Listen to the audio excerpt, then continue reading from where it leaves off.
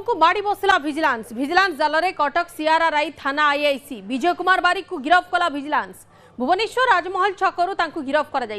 IIC Bhubaneswar घर नगद 5 लाख टंका जबत होईछि बिड़ा बिड़ा टंका सह पुला पुला सुना अलंकार मध्य जबत होईछि लाइसेंस प्राप्त मद विक्रेता ठारू से लांच नेउथिले 40,000 टंका लांच नेउथिया बेले तांकु धरिथिला विजिलेंस टीम आईआईसी दुईटी ठिकाना रे विजिलेंस रेड करिथिला विजय कुमार बारिक को गिरफ करिछि विजिलेंस टीम भुवनेश्वर राजमहल छकरू तांकु गिरफ करा जाइछि भुवनेश्वर घरू नगद 5 लाख टंका जबत होईछि बिड़ा बिड़ा टंका सह पुला पुला सुना अलंकार मध्य जबत होईछि लाइसेंस प्राप्त मद विक्रेता ठारू लांच नेउथिले कटक सीआरआरआई थाना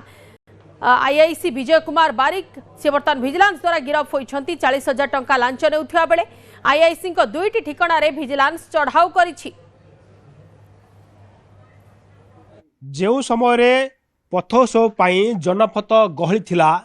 आउ से समय लांच टका न पाई योजना करथिले आईआईसी बाबू राजमहल ब्रिज तले ए स्कूटी रे जाइथिले आउ मद व्यवसायिक ठारू 40,000 टंका लांच नौथिले पूर्वर योजना मुताबक विजिलेंस से स्थान में छपी रही आउ जते बेले विजय बाबू टंका लांच नौथिले सीधा सड़क माड़ी बसुथिले रेड हैंड जबत होता 40,000 टंका आउ जिते बड़े घरे चढ़ाऊ करागला सेते बेले घर भितर जबत है 5 लाख टंका सह पुला पुला सुना अलंकार गुरुत्वपूर्ण कथा होची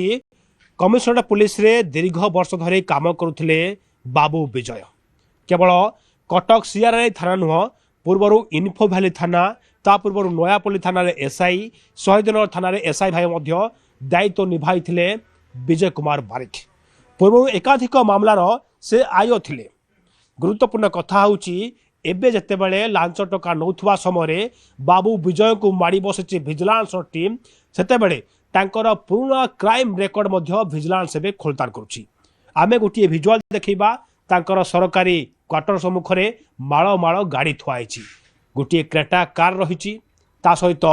बुलेट रहिछि दुईटी स्कूटी मध्य रहिछि एथुर आपण स्पष्ट भाव जानीपे जे जड़े सरकारी चाकरिया कि जड़े थानार अधिकारी किभली भाव में अल्प दिन में कोटिपति हेले नामे दामे गाड़ी सहित